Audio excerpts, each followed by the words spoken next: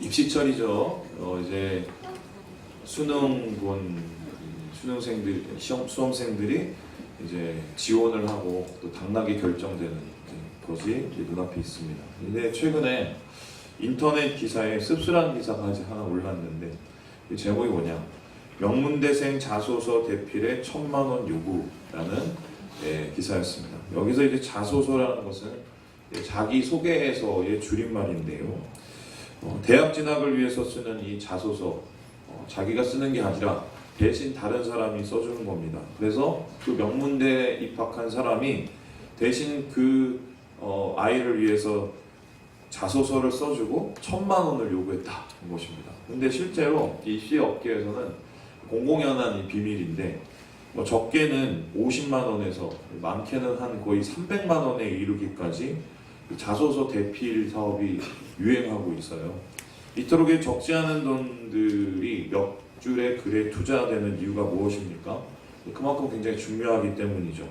오늘 세태를 가르쳐서 어떤 분이 자소서 만능 시대라고 하던데요. 입시 그리고 취직, 구직 이 모든 것에 자소서를 요구하기 때문에 어떤 자기소개를 하느냐에 따라서 당락이 좌우되는 경우가 많이 있습니다. 자기소개서를 통해서 자기를 PR하고 자신감과 능력을 드러내고 자기의 독특한 고유한 이 창의성을 드러낸다면 아무래도 더 좋기 때문이죠. 우리 교회도 몇 달 전부터 이 자기소개서와 이력서를 받기 시작했어요.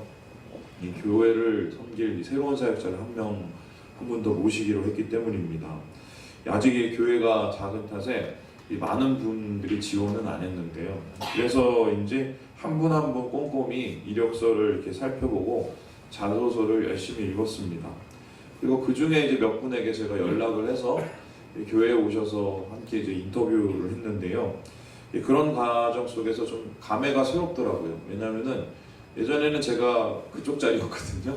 근데 제가 이쪽에 와 있어요. 그래서 누군가를 이제 평가하고 선택하고 모셔야 되는 위치가 되니까 좀 뭔가 이제 격세지감, 낯설고 좀 어색했습니다.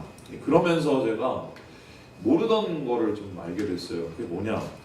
제가 지원자 입장이었을 때는 이력서, 자소서 쓸 때 학력, 또 교육 상황, 또 내가 더 배운 것들, 또 많은 사역 경험, 그리고 나만의 고유한 이런 능력 이런 것들을 이제 최대한 드러내려고 되게 노력을 했거든요. 그런데 청빙하고 모시는 입장이 되니까 다른 것이 더 크게 보였습니다. 여러분 그게 뭔지 아세요? 인격이에요. 인품. 그래서 아무리 좋은 이력과 경험을 가지신 분들이다 할지라도 성품이 모난하면 동역하기가 힘들다는 생각이 들더라고요. 능력 많은 부분보다 함께 할 수 있는 분, 우리 교회에 꼭 필요한 분 모시는 게 목적이기 때문입니다. 그래서 제가 오시는 분들에게 동일하게 질문을 드렸어요. 질문이 뭐였냐면 전도사님은 사랑이 많으세요? 이렇게 물어봤습니다. 이게 어떻게 보면 되게 말도 안 되는 질문이죠. 본인 입으로 어떻게 사랑이 많다고 얘기하고 또 아니면 또 아니라고 어떻게 얘기하겠어요. 그런데 이 당돌하고 황당한 질문을 제가 던지는 이유는 이 두 가지예요. 먼저 솔직한 마음을 듣고 싶어서예요. 자기의 마음속에 있는 얘기를 좀 솔직히 꺼냈으면 좋겠다는 마음이고, 두 번째는 우리 교회가 진짜 사랑이 많이 필요한 교회이기 때문입니다. 아멘? 예, 그래서 진짜 사랑 많은 사역자가 필요하고 꼭 모셨으면 하는 마음 때문이에요. 근데 이 질문에 한 분이 그렇게 대답을 하셨어요. 자신은 진짜 사랑이 많다고 얘기를 했어요. 네, 그분은 모시지는 못할 것 같습니다. 제가 이유는 말을 못하고요. 안타깝게도 이제 아직까지 확정된 분이 없어요. 여러분 좀 많이 기도해 주시고 우리 교회에 정말 필요하신 이 사역자를 하나님 보내주시기를 좀 많이 생각날 때마다 기도해 주시기 바랍니다. 왜 갑자기 자기소개서 얘기하고 이력서 얘기하는가 궁금하실 분이 있을 겁니다. 사실 오늘 본문과 관계된 부분이 있기 때문인데요. 우리가 함께 살펴볼 본문에는 세례요한의 이야기가 등장하고 있지 않습니까? 특별히 이 본문의 내용을 한마디로 표현한다면 요한의 증언이라고 할 수 있습니다. 우리 함께 19절의 말씀을 같이 한번 읽어보지요. 시작. 유대인들이 예루살렘에서 내가 누구냐 물을 때에, 여기서 증언이라고 하는 말은 헬라어로 마르티리아라는 단어입니다. 이 단어의 정확한 뜻은 진술이에요. 진술. 그래서 요한이 자기에 대한 질문에 진술을 하고 있는 거예요. 그러니까 일종의 자기소개를 하고 있는 셈인데요. 본문을 이렇게 그래서 표현할 수 있죠. 세례 요한의 자기소개서, 이렇게 얘기할 수 있는 것입니다. 요한이 자기 자신에 대해서 소개하고 있는 이유가 무엇입니까? 물어봤기 때문이에요. 누가 물어봤습니까? 오늘 본문에는 제사장들과 레위인들이 보낸 사람이라고 얘기하고 있습니다. 특별히 24절에들은 이들을 더욱더 구체적으로 밝히고 있는데 바리새인이다라고 얘기하고 있습니다. 바리새인, 제사장, 레위인이라 하면 당시 유대 사회를 이끌고 있는 종교 지도자들이었습니다. 그래서 본문의 상황을 요즘식으로 좀 표현해 본다면 이런 거예요. 우리 대한예수교 장로회 합동 있죠? 또 통합 있죠? 합동과 통합이 뭐가 다른지 모르겠지만 총회가 있어요. 그 총회에 또 총회장이 있습니다. 그분들이 이 목사님들을 대표하실 분들을 이렇게 조사하려고 보내는 거예요. 그래서 비약한다면 어떤 이 사역자가 있는데 이단 시비가 붙은 거예요. 그래서 그 사역자를 조사하기 위해서 이 높으신 분들이 진상규명위원을 파송한 겁니다. 그러므로 이제 세례 요한에게 이 자기소개, 자기 진술은 매우 중요한 것이었어요. 왜입니까? 잘못 말하면 다치기 때문이에요. 그래서 대학 진학이나 취업과 비교할 수 없을 만큼 진중한 사안이었는데요. 말 한마디에 사역 중단될 수도 있고 이단으로 정죄될 수도 있는 상황이기 때문입니다. 그런데 이렇게 진중한 상황, 이 진중한 이 질문에 세례 요한의 대답은 굉장히 엉뚱합니다. 우리 함께 20절, 21절의 말씀을 같이 한번 읽어보겠습니다. 시작. 요한이 드러내어 말하고 숨기지 아니하니 드러내어 하는 말이 또 묻되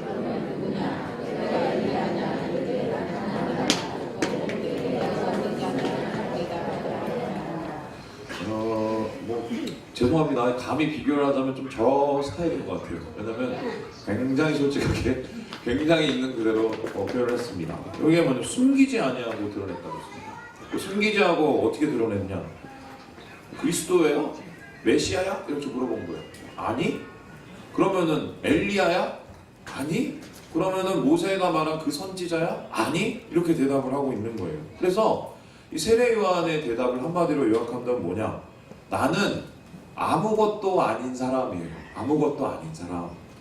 여러분, 바리새인들이 요한에게 그리스도냐고 또한 그 선지자냐고 혹은 엘리야라고 질문하는 데는 이 배경이 있습니다.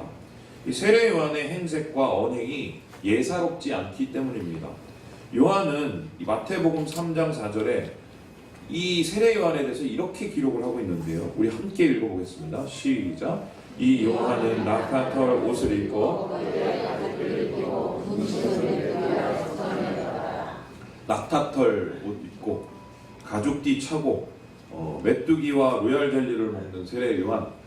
요즘 TV에 나는 자연인이다 이런 거였는데 그게 행색만 보면 그런 거예요. 그런데 우리는 이제 이 행색을 볼 때 자연인을 생각할 수 있지만 유대인들은 좀 달랐습니다. 낙타털 입고 또한 광야에서 생활하는 이 세례 요한을 봤을 때 떠올리는 사람이 있었어요. 그 누구냐? 바로 엘리야 선지자였습니다. 뿐만 아니라 그의 메시지 또한 동일했는데요. 회개하라, 천국이 가까웠느니라 이렇게 외쳤는데 이것도 역시 엘리야가 광야에서 우상을 섬기던 이스라엘 백성들에게 외치던 외침과 동일했던 것이지요. 그래서 그곳에서 세례 요한은 하나님 말씀 전하며 광야에서 회개의 세례를 베풀고 있었던 것입니다. 이와 같은 세례 요한의 등장은 유대인들의 가슴을 뛰게 했어요. 왜인가? 다름 아닌 성경의 예언, 특별히 말라기의 예언에 이제 그것이 이루어지게 되었는가? 우리가 기다리던 그 예언이 성취되게 되었는가? 막 기대에 부풀게 되었습니다. 여기서 말하는 말라기의 예언은 무엇입니까? 우리 4장 5절에서 6절의 말씀을 확인해 보지요. 시작. 보라, 여호와의 크고 두려운 날이 이르기 전에 내가 선지자 엘리야를 너희에게 보내리니 그가 아버지의 마음을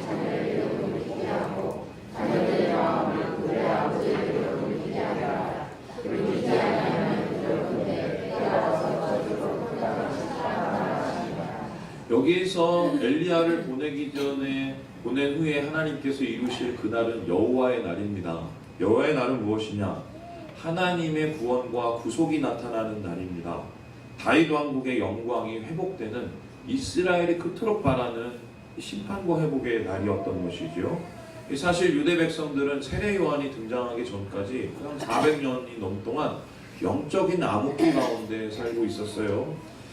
다윗 왕국은 무너졌고 수많은 이방 민족이 와서 그들을 다스렸고 그 압제 가운데에서 선지자 또한 나타나지 않아서 침묵 가운데 있었습니다. 그래서 그들의 눈앞에 이 계속되는 답답한 현실과 막막한 이 내일, 그 가운데 고민하고 절망하고 힘들어하는 게 유대인의 400년의 삶이었어요. 그런데 유대인들은 이 시간을 견뎌냈습니다. 그 이유가 무엇인가? 포기하지 않고 암흑의 시기를 버틸 수 있었던 소망이 있었기 때문이에요. 그 소명이라는 것은 다만 아니라 말라기가 예언했던 다시 오실 하나님의 날, 여호와의 날이었습니다. 여호와의 날이 오면 그리스도가 오십니다. 그리스도는 기름 부음 받은 하나님의 메시아이며 왕이십니다. 메시아가 나타나서 시대에 빠진 유대를 구속할 것을 그들은 희망하고 기다렸어요. 그날의 신호탄은 바로 엘리야의 등장인데, 엘리야의 모습으로 나타난 이 세례 요한, 그날이 왔나? 회복의 날이 왔나? 우리가 드디어 영광을 회복하는 그 날이 왔나? 기대할 수밖에 없었던 것이죠. 하지만 이 요한을 찾아온, 세례 요한을 찾아온 종교 지도자들은 좀 다른 입장이었습니다. 그들은 세례 요한이 달갑지가 않았습니다. 여러분, 어느 사회든 가지고 있는 자는 항상 그것을 빼앗길 것에 대해서 두려워하기 마련입니다. 그들은 이 사람들의 시선이 세례 요한에게 빼앗기는 것을 보면서 일종의 경계심 반 호기심 반으로 요한을 찾아왔어요. 그리고 위협을 느끼는 그 마음으로 무례하게 지금 묻고 있는 겁니다. 네가 무슨 자격으로 그렇게 회개를 외쳐? 네가 무슨 자격이 돼서 그렇게 세례를 줘? 엘리야도 아니고 메시아도 아니고 모세가 말한 선지자도 아니면 도대체 너는 무슨 자격으로 여기서 이러고 있는 거야? 이렇게 비난을 하고 있고 일종의 협박을 늘어놓는 셈이지요. 여러분, 여기에 대해서 하지만 세례 요한은 전혀 흔들림이 없었어요. 이런 협박에도 불구하고 너무 당차고 단호했습니다. 그는 대단한 분들에게 자신을 아무것도 아닌 사람이라고 선포를 했습니다. 하지만 사실 세례 요한은 아무것도 아닌 사람이 아니에요. 말이 이상하죠? 아무것도 아닌 사람이 아닙니다. 그의 배경으로 따지고 그의 삶으로 따지자면 내세울 만한 것이 있고 무언가 될 수 있는 사람이고 대단한 사람이었어요. 먼저 세례 요한은 좋은 가문의 자제였습니다. 아비야 반열에 속한 이 제사장 가문이었는데요. 아무런 문제가 없었다면 아버지 사가랴의 뒤를 이어서 대제사장이 될 수 있는 사람이었습니다. 뿐만 아니라 그는 경건으로 따지자 해도 자랑할 만한 것이 많았어요. 태어날 때부터 구별된 나시린이었습니다. 나시린이라는 것은 머리도 안 깎고 포도주도 안 먹고 하나님 앞에 헌신된, 한마디로 거룩한 자들을 뜻했는데요. 그러한 이 거룩한 삶을 살았기 때문에 아무런 문제가 없었다면 바리새인들의 버금갈 만한 혹은 그것을 뛰어넘는 명망과 존경을 받을 대단한 사람이었던 것이죠.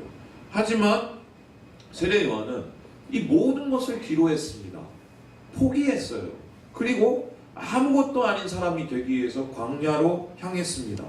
그곳에서 그는 스스로 아무것도 아닌 사람이 되고, 그리고 그를 찾아온 대단한 분들에게 자기의 신분을 그대로 노출하고 있는 것입니다. 자, 그렇다면 질문을 해봅시다. 왜 세례 요한은 광야로 떠났을까? 왜 세례 요한은 대단한 사람이 되는 것을 포기했을까? 그리고 그는 어떤 이유로 그렇게 담대하게 대단한 분들에게 자신을 아무것도 아닌 사람이라고 소개할 수 있었을까? 여기에 대해서 성경은 다음과 같이 이야기하고 있습니다. 우리 함께 23절의 말씀을 같이 한번 읽어보죠. 시작. 이르되 나는 선지자 이사야의 말과 같이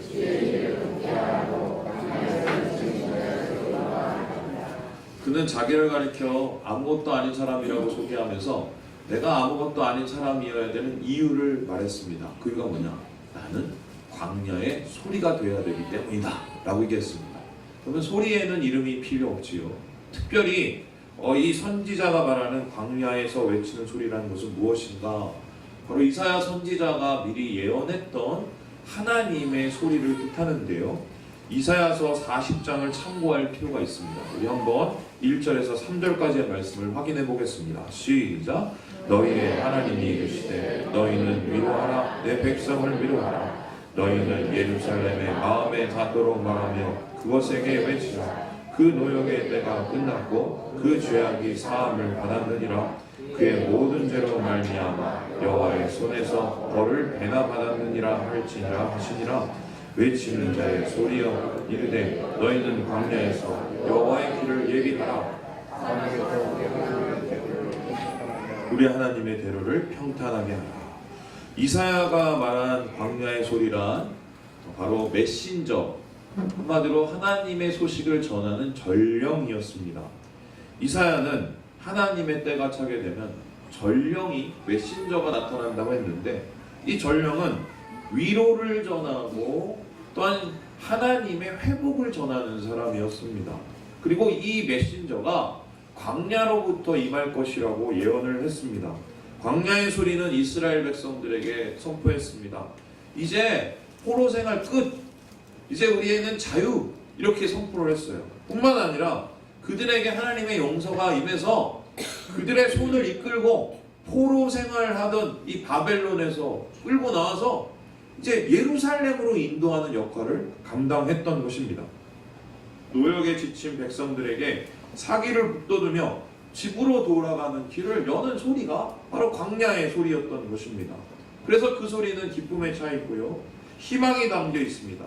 마치 승리의 소식을 전하기 위해서 49.195의 이 마라톤 평야를 달려온, 그래서 목숨을 내어놓은 이 전령의 모습처럼, 이 무명의 병사처럼 광야의 소리도 자랑스럽고 담대하고 기쁨에 차 있습니다. 그렇습니다.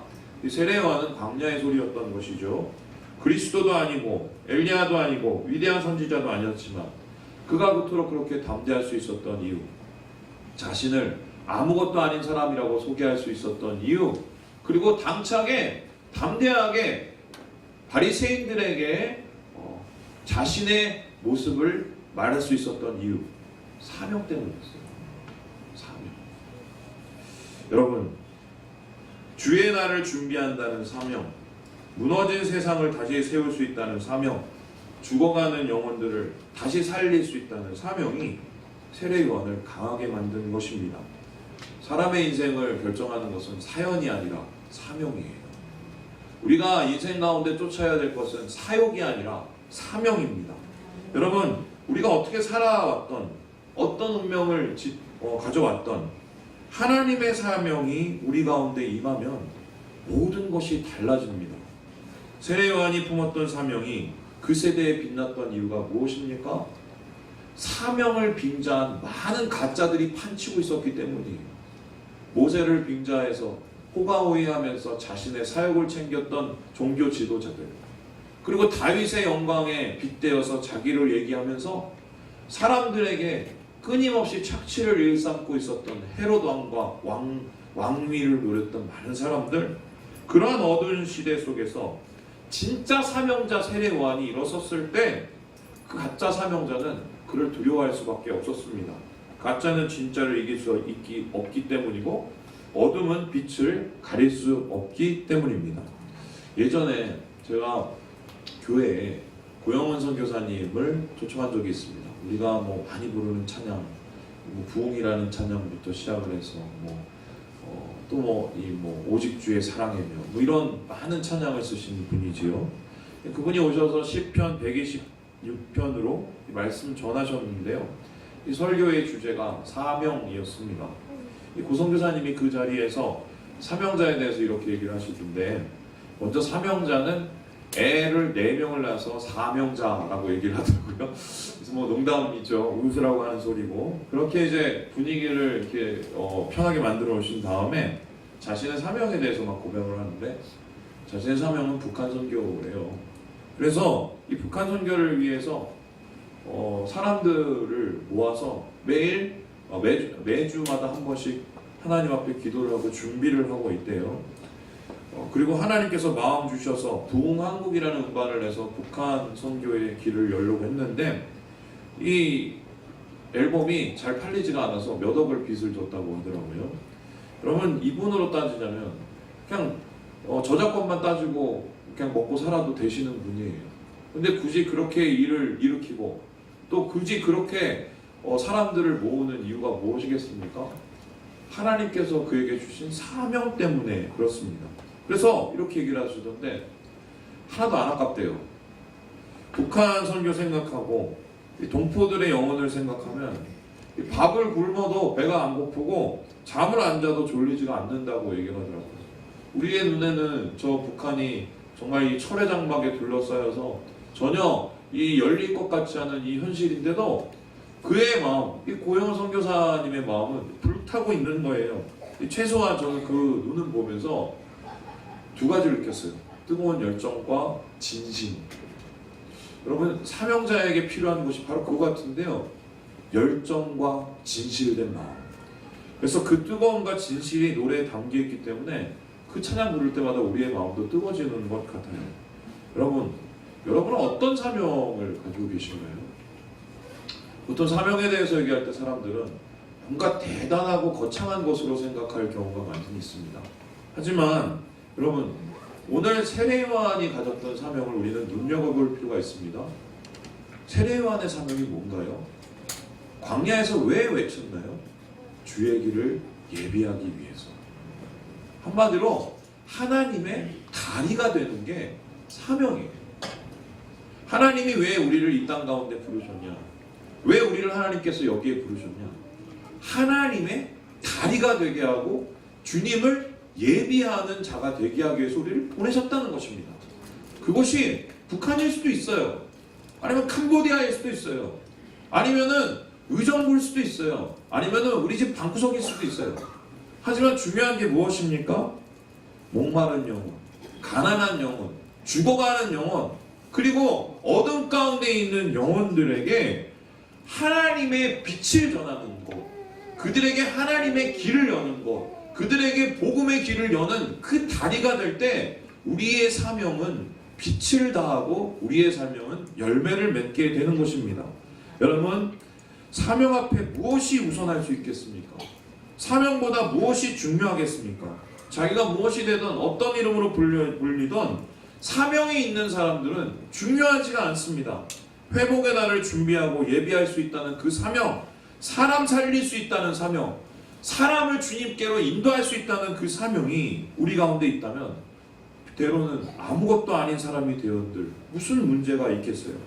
하나님께서 나를 사명자로 삼으시고 나를 통해서 일하시기 원하신다는데 무엇이 걱정이고 무엇이 두려울 수 있겠습니까? 지금 여러분의 삶을 인도하는 것은 사명입니까? 사역입니까? 여러분의 삶을 붙잡고 있는 것은 사명입니까? 사연입니까? 여러분, 주님께서 우리를 부르고 계십니다. 다리가 되라, 광야에서 길을 예비하라는 이 사명을 달려가기 위해서 하나님께서 이 시간 부르고 계십니다. 그리고 하나님은 그렇게 사명을 위해서 사는 사람들을 위해서 이렇게 얘기를 하고 있어요. 우리 함께 마태복음 11장 11절의 말씀을 같이 한번 읽어보겠습니다. 시작. 내가 진실로 너희에게 말하노니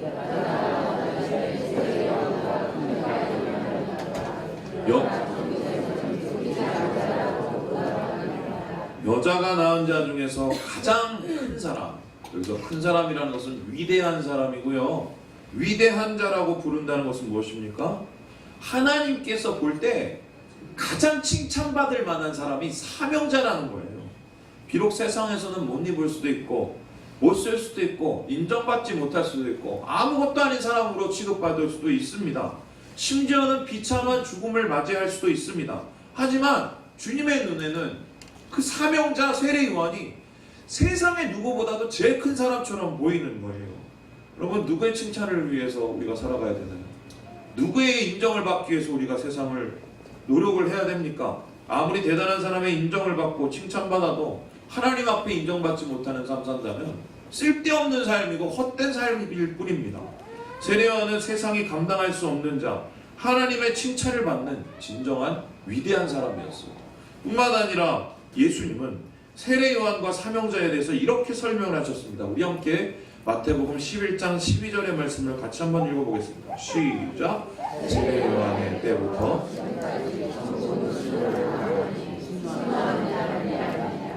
사명자를 가리켜서 천국을 침노하는 자라고 얘기하고 있습니다. 여기서 침노한다는 표현이 무엇입니까? 이 땅 가운데 천국을 이루기 위해서 하나님의 임재와 하나님 나라를 이루기 위해서 몸부림치는 자라는 뜻입니다. 다른 말로 표현하면은 하나님의 몸부림, 천국의 몸부림이에요. 세례 요한을 통해 천국이 임했습니다. 위대한 자 세례 요한은 아무도 알아보지 못하는 예수님을 알아봤어요. 그리고 그를 세상 죄를 지고 가는 하나님의 어린 양이라고, 그리스도라고 선포하고 소개했습니다. 그뿐입니까? 예수님에게 세례를 준 사람이에요. 어떻게 하나님의 신 예수님 옆에 세례를 줘요? 그런데 그의 세례를 통해서 예수님께서 공생애의 사역을 시작하게 됩니다. 그뿐이 아니에요. 예수님께서 초기에 사역하실 수 있는 그 원동력이 무엇이냐? 세례 요한에 의해서 생겨난 제자들을 예수님께 인도하고 양도했어요. 그래서 예수님을 따랐던 12제자 중에 많은 수가 세례 요한을 따르던 자였습니다. 그리고 세례 요한은 예수님의 그늘에서 조용히 죽음을 맞이한 거예요. 신실하고 진실하게 몸부림으로 하나님 나라를 이룬 사람, 이 세례 요한, 그를 통해서 주님의 새 세상이 열리게 된 것입니다. 여러분, 사명이 있다면 희망이 있어요. 지금 우리가 회복해야 될 것은 사명입니다. 하나님이 우리에게 맡기신 사명. 사명의 자리에서 벗어난 인생, 아무것도 아닌, 진짜 아무것도 아닌 사람이 되어버린다는 것이죠.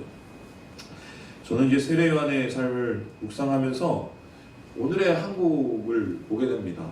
이 무너진 한국 교회. 어떤 학자들이 그렇게 얘기를 하던데요. 조로증이다, 조로증. 조로증이 뭐예요?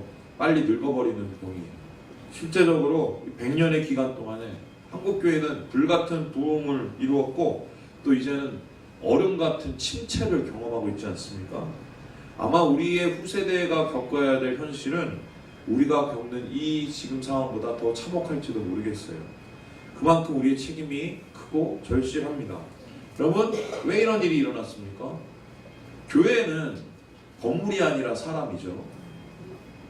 그래서 교회는 건물 세우는 데 집중하는 게 아니라 사람 세우는 데 집중을 해야 됩니다. 그래서 주님을 그리스도로 살아계신 하나님의 아들로 고백한 사람들이 교회 가운데 많아질 때 교회가 건강해지는 거예요. 그래서 교회의 건강은 성도의 건강과 관련되어 있는데, 이런 측면에서 살펴봤을 때 한국교회의 문제는 건물이나 시스템의 문제가 아니라 사람의 문제입니다. 그리고 이런 대부분의 한국교회 문제들은 누가 일으키느냐? 무엇이 되고 싶은 사람, 대단한 사람이 되고 싶은 사람들이 일으킵니다. 교회가 교회되기 위해서는 아무것도 아닌 사람들, 아무것도 아니기를 결단한 사람들이 많아져야 합니다. 예수 그리스도의 복음, 그것만 드러내기 원하는 사람들이 많아져야 합니다. 저는 이 목회자의 권위를 세우거나 순종을 여러분에게 가르치기 위해서 여러분을 아무것도 아닌 사람이 되라고 얘기하는 게 아니에요. 오늘 이 말씀을 제일 먼저 받아야 될 사람은 첫 번째가 바로 목회자고요. 두 번째가 직분자들입니다. 여러분, 직분을 받았다는 것을 무겁게 생각하셔야 돼요. 그것은 무엇입니까? 바로 목회자는 교회에서 제일 아무것도 아닌 사람이 되어야 됩니다. 예수님만 드러내는 사람, 예수님의 사랑만 드러내는 사람. 목회자가 사명자가 될 때 교회는 살아납니다. 목회자가 아무것도 아닌 사람이 될 때 교회는 회복이 돼요. 뿐만 아니라 직분자는 교회 리더이기 전에 사명자가 돼야 돼요. 아무것도 아닌 사람이 돼야 돼요. 자기 이름 세우고 자기 명함 세우고 자기 능력이 세우려고 하는 사람이 많아진다면 교회는 혼란해질 수밖에 없습니다. 자신의 사명을 망각하거나 세상에 기대어 살아가고 혹은 공동체 가운데 무언가가 되기 위해서 무리를 할 때 교회는 생명을 잃어버리고 혼란에 빠지게 되는 것입니다. 교인 가운데 아무것도 아닌 사람들이 많아질 때 위로가 나타나고 희망이 나타나고 기쁨이 나타납니다. 바로 이러한 사람들을 통해서 교회는 은혜를 되찾고 한국교회는 살아가게 될 것이라고 저는 믿어요.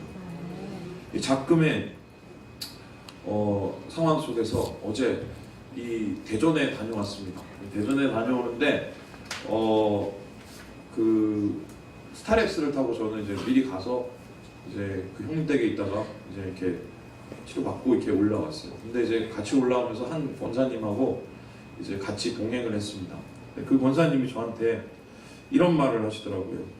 목사님을 하나님께서 준비해 주셔서 우리 교회에 보내주셨어요. 칭찬하시는 거죠. 그래서 이제 말씀하시는 게 어렸을 때 가난도 경험하게 하시고 어려운 일도 많이 겪게 하셔서 이 어려운 교회를 섬기게 해주셔서 너무 감사해요. 이렇게 저한테 얘기하시더라고요. 너무 좀 고마웠어요. 그리고 또 좀 부끄러웠습니다. 실상 보면 아닌데 아무것도 아닌데 뭐 그렇게 봐주시니까 좀 고맙죠. 그런데 이제 그 권사님이 저의 속을 아마 들여다보시면 그렇게 말씀 안 하실걸요. 여러분 제가 2년 동안 그 사역하면서 저의 마음을 괴롭혔던 이 이야기 말이 뭔지 아세요? 가끔씩 이게 힘들 때마다 제 머릿속에 돌아다니는 이 얘기가 있어요. 뭐냐면 아니 목사가 내가 이런 것까지 해야 돼? 내가 이런 대우까지 받아야 돼? 이런 생각이 있어요. 여러분 그런 생각 없어요? 뭐 있어요. 그리고 그러면 막 일을 하다가도 갑자기 성질이 확 나요. 그러면 막 노트북 닫아버리고 화가 치밀고 그냥 혼자 집에 있고 막 이래요. 그런데 그럴 때마다 그런 치사한 말들이 제 마음속에 돌 때마다 이렇게 저한테 얘기를 합니다. 그럼 예수님 굳이 십자가 져야 돼? 죄인 취급 받아야 돼? 배신한 놈들 다시 찾아가야 돼? 치사하게? 우리 주님의 십자가와 우리 주님의 사역은 치사한 사역이었어요. 스스로 아무것도 아닌 사람이 되기로 작정한 사역이었어요. 예수님이 그럼에도 불구하고 기쁨으로 십자가를 지실 수 있었던 이유, 하나님 아버지의 사명 때문이었습니다. 여러분, 하나님, 목사님, 사명이 너무 힘들어요. 여러분 왜 힘든지 제가 말씀드릴까요? 사랑이 없기 때문이에요. 그 힘든 십자가를 지셨던 예수님의 마음속에 무엇이 능력이었습니까? 하나님 사랑, 영혼을 향한 사랑. 사명자는 사랑하는 사람이어야 돼요. 많은 국민들의 기대를 안고 청와대에 입성한 대통령이 임기도 채우지 못한 채 직무정지를 당했습니다. 여러분 작금의 사태를 보면서 무엇을 느끼시나요? 저는 이렇게 한마디로 얘기하고 싶어요.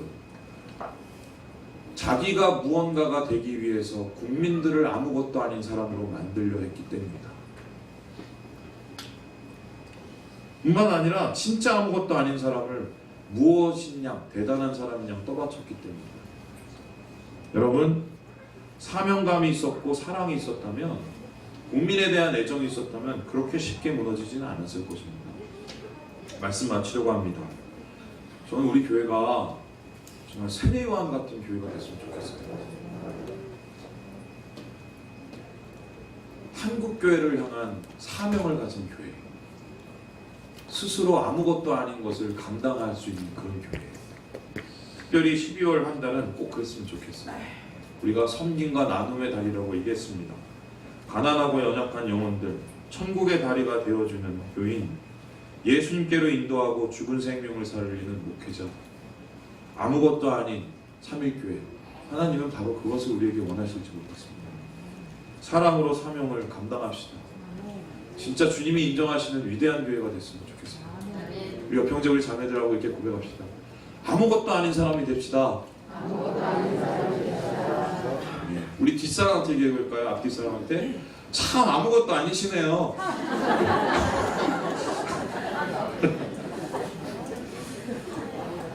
사랑으로 사명을 감당하고 사명을 회복함으로 주님의 역사를 이루는 우리 사랑하는 호원삼일교회 교인이 되시기를 주님의 이름으로 축원합니다.